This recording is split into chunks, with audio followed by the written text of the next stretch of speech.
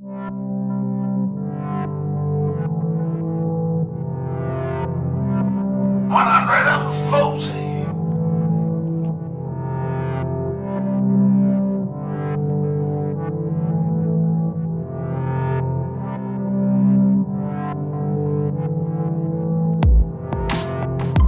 it? It is. 180!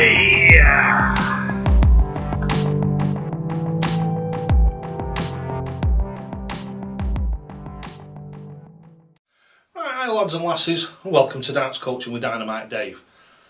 This is the number 2 in this little bit of a series. I think there's going to be quite a few of these though, because everybody seems to, some real good feedback from Twitter and Facebook and what have you, and YouTube, as I just adjust my trousers. Over the last video that I did, people seemed really impressed with the way that I'd gone back to the old school and did a bit of waffling and what have you, rather than cutting it all out. So the second one of these little videos is going to be where we're starting, because we started last time and what we did was we got the board right. So that is your first and fundamental part of getting your darts proper, is actually having the board at the right height and having the hockey at the right distance. It's no good putting a mat down and then walking it up to the board, because a lot of the time when you put these rubber mats down, especially if it's on an hard surface, you'll find that as you're walking up to the dartboard, once you've been playing on it for 10 or 15 minutes, there'll be like a lip up against the skirting board and it'll just gradually walk towards the board.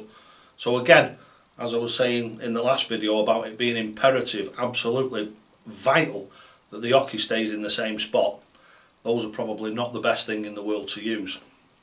I do believe that Target have fetched out, and maybe a couple of the other manufacturers, but Target have just done a launch. I believe that they've fetched out a smallie, like a small square mat that has a raised hockey on it, and they've made it out of a new material, and it's got like dimples on the bottom so it doesn't tend to walk. So whether that would be a good piece of equipment or not, I don't know. Nobody's spoke to me about them. Just seen in a review of one on Atomic Darts, which is another good friend of mine from over there in America. He did a review of the Shorty mat, and that looked like a good piece of kit, that did.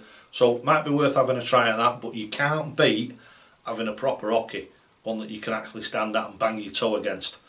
Like a proper hockey with 2 lugs, one that come up either end, and they do actually have some fancy brass collets that you can tap into your floor.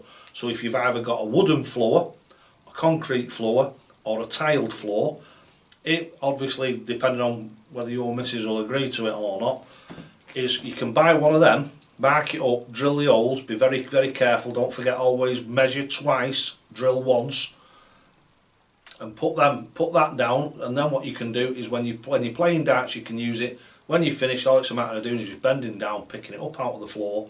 And what I've done in a couple of the pubs where I play is they've actually got a mount on the wall, so the actual hockey just clips into a mount on the wall. So if you're a serious player, you just clip it out and drop it into the floor, and then you can actually play, and you know for a fact you're playing from the right distance and what have you then. The old pub where I go with Queens and they've got a drop-in hockey that actually goes into the floor. Fantastic. Just works so much better.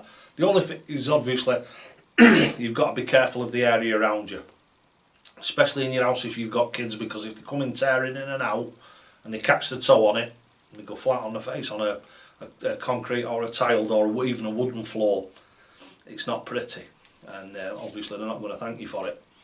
So always make sure if you have got a drop in hockey that you remove it when you're not playing.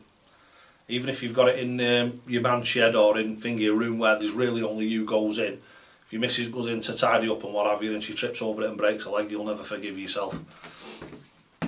Right, so that's that little bit of waffling done. Right, so what we're going to do now is we're going to come to the first part of it, which obviously is what anchors you to the floor. This is, as I say, with virtually every bit of the Dynamite Dave throw and Dynamite Dave stance, it's what holds you to the floor, and it's what makes you stable and gives you a solid foundation from which to throw from. Pirouetting on 1 foot or having 1 foot dangling above the floor and just tippy-toeing with the back foot on the floor. The amount of players that I watch in the pub, when they come for coaching, and I do actually change them, and it makes a massive difference to them.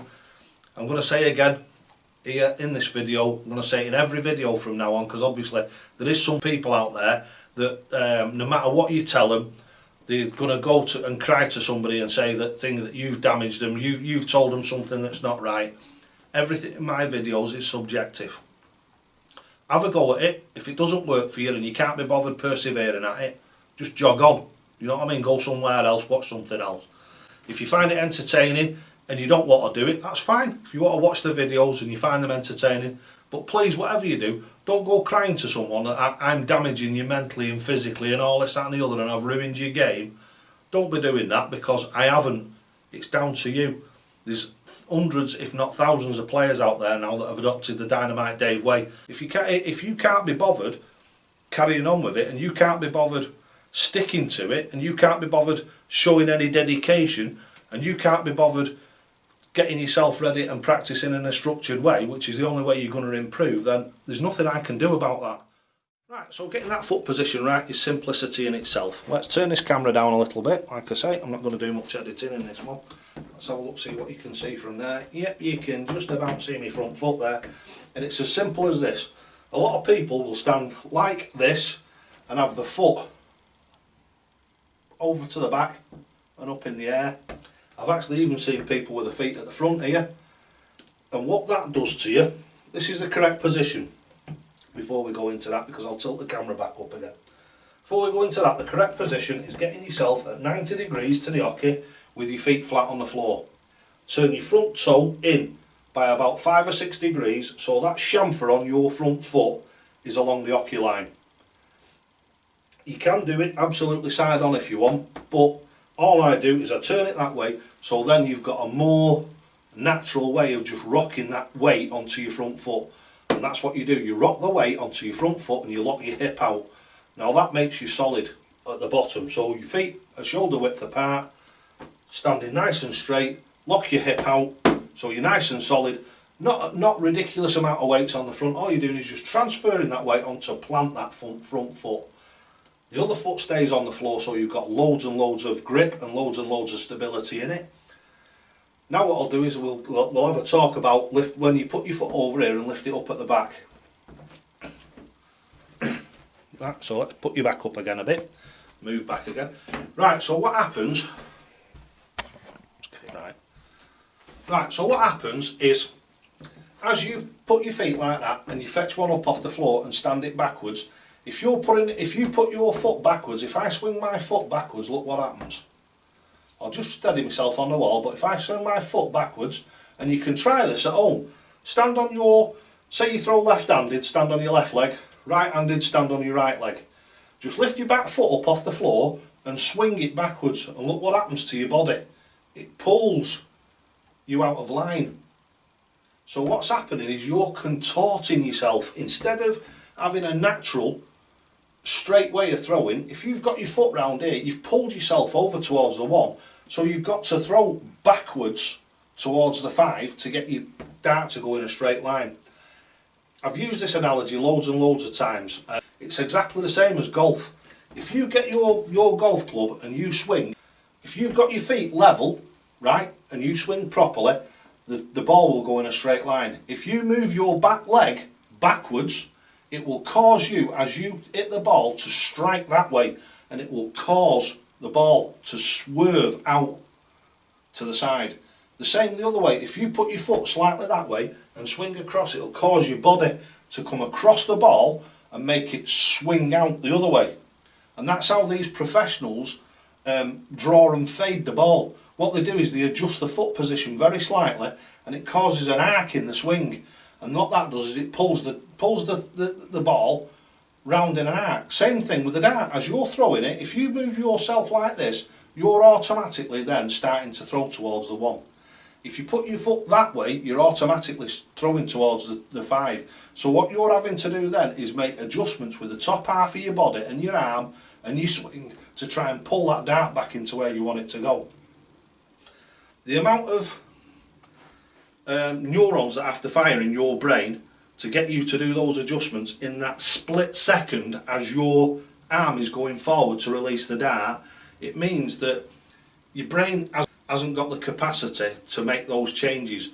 Certain people have under certain circumstances for a certain amount of time. So you get a lot of dart players, and I've spoke about this If I haven't spoke about it once, I've spoke about it 1,000 times. The amount of dart players that you see that come and go, that have strange throws. The dart players that stay year in, year out, tend to be the people like Raymond van Barneveld, fantastic throw. Martin Adams, fantastic throw. Michael van Gerwen, as you can see, he's been a fantastic chucker as he was young, but now his body is starting to mature. Look at what he's at. I'm not saying that he's not a good dart player, he's a fantastic dart player, but never been as consistent as like Phil Taylor. He throws from underneath his, forgive me, I've still got this frog in my throat. He throws from underneath his eye. But the one thing that I will say about Phil Taylor, and the reason why he got to where he did and stayed there for as long as he did, was nothing to do with technique, it was to do with dedication. He was the first player in and the last player out during his early years, and to be honest with you, right the way virtually up until the end. Phil was a serious dart player, and that was the reason why he trounced everybody, because he treated it like a job.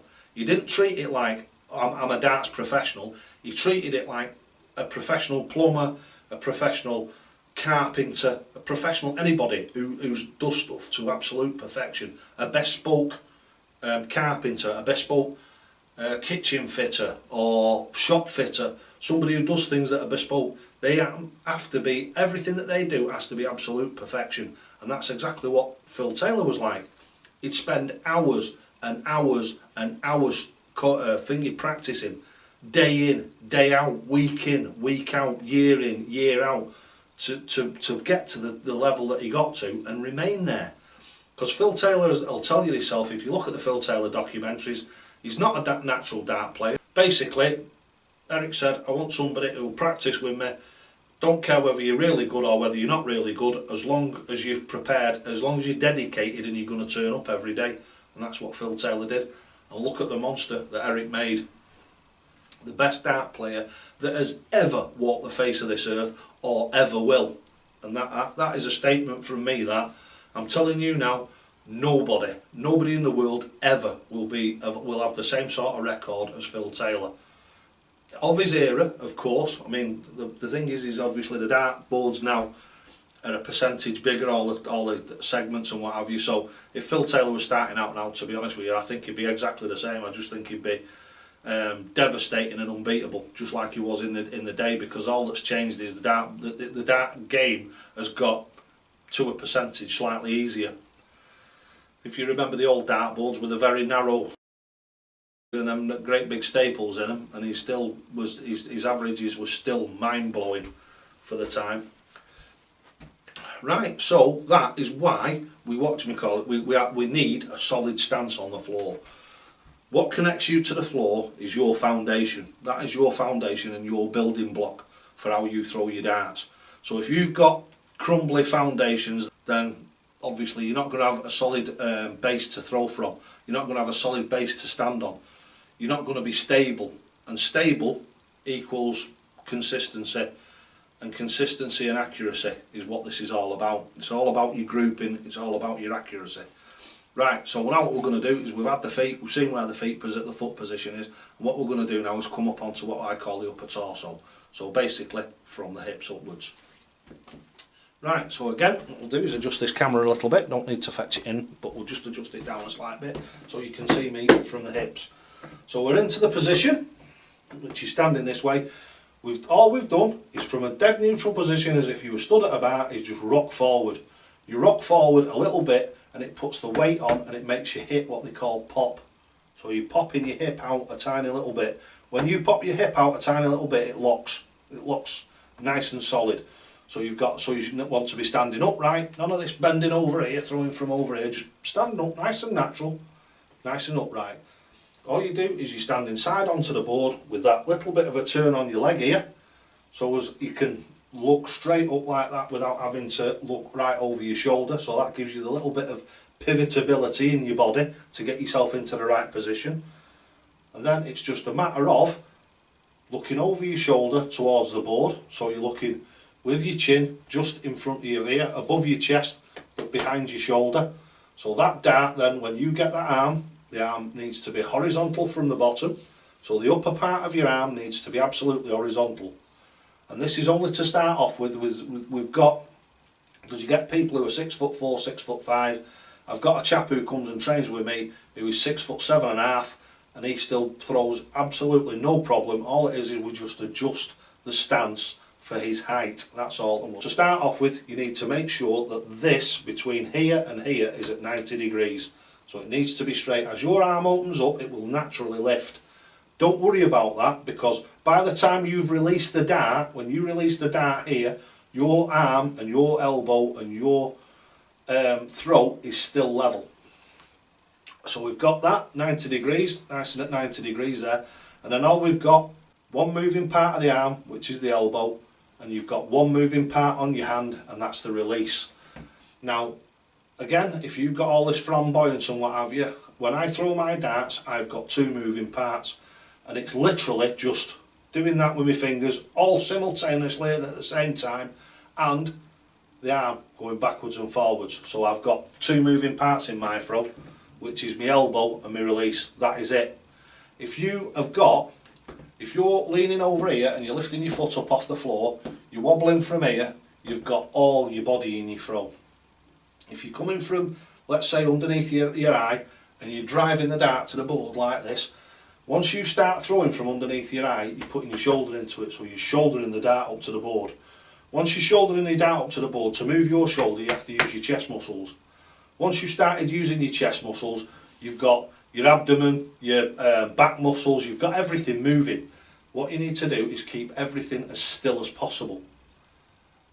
The more tranquil and the more still you are, the more accurate you're going to be. Again, this is what we're building from the floor upwards. We're building accuracy and consistency. And that's what it's all about. If you think that's going to happen overnight, I'm telling you now, it isn't. Some people, I think the longest one that I've had, who I've actually been coaching, has took, coming to me on once a month, it's took him 3 months to actually get it right. But once he did get it right, he's gone from a 35 to 40 average to a 70, 75 average. And that was like from the end of the 3rd month where it actually started to click for him. From then, 2 months after that, so basically 5 months in, stroke 6 months in, he was playing at well over double what his average started off at. Well over double, and thinking some days he was running on a 90 average. So it just goes to show this does work, but as I said earlier in the video, if you're not prepared to put the dedication in, if you're not prepared to put the leg work in, it'll never work for you. Some people, they'll have 2 or 3 visits, and I've had a few people that I've actually coached who have said this to me, yeah, well I did it for 10-15 minutes and it wouldn't work. It's not going to, because your muscle set is different. Changing to the Dynamite Dave weight is a leap of faith, if that's what you want to call it. I suppose a lot of people would see it like that. It's a leap of faith. It's putting your trust in me, putting your trust in the same as the thousands of other people that have done it now, and making that change and staying dedicated to it. I've got a lad that was on the channel not long ago where I did a video of a live one-to-one session. I've got another live one-to-one session with him next Friday, so a week today, and same thing, he's built up, and the difference in the way that he plays darts now to the way that he played before he started with me is just phenomenal, absolutely phenomenal. And he's just made miraculous changes, just as many other people have done. Ray Clark's missus, who's a good mate of mine, comes up here. He's a snooker referee and a darts referee. He comes up here, and his wife, Lynn, I started coaching her a while ago, and the difference in the way that she plays, and she has took a leg from me. So that's great, that. Lynn, big shout out to you. So where were we? Right, so as I say, we're talking about the upper body position, and now we've got to the arm. So we've got to get in that arm in the right position. Don't forget, you can do this without any darts to start off with, especially if you're either changing from a strange helicoptery throw, a strange wiggly wobbly throw, as I call them, wibbly wobblies.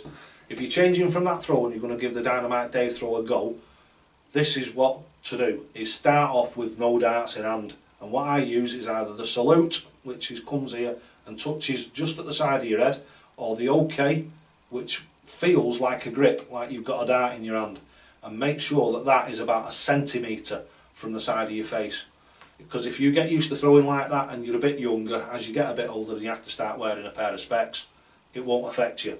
I mean, look at the effect that having to wear glasses made to Gary Anderson when he first started wearing glasses.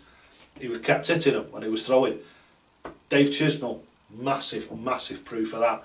Look at the struggle that he's had with trying to wear glasses and throw darts. It does affect you, but if you've already got that, the only thing that it will affect is your actual sight, which hopefully the glasses are going to make your sight better, so it'll just make you better at your darts and feel better about it. Mine do. I've got a pair of glasses, only ever wear them really when I'm playing in competition, but you know what I mean, they do actually make the board a lot more clearer for me.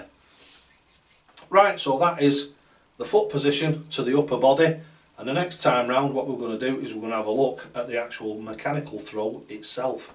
Right, so thanks for watching this short but rambling video, or should I say not so short but rambling video. I hope you've enjoyed it, and like I say, what we're actually going to do next time is we're actually going to do some chucking for you. Right, so thanks for watching. Don't forget, lads and lasses, as it says on the shirt, you'll only ever get out of this game what you're prepared to put in, and there is never a truer word about anything in your life. You will only get out what you're prepared to put in. And always, always, always, lads and lasses, toe to the hockey.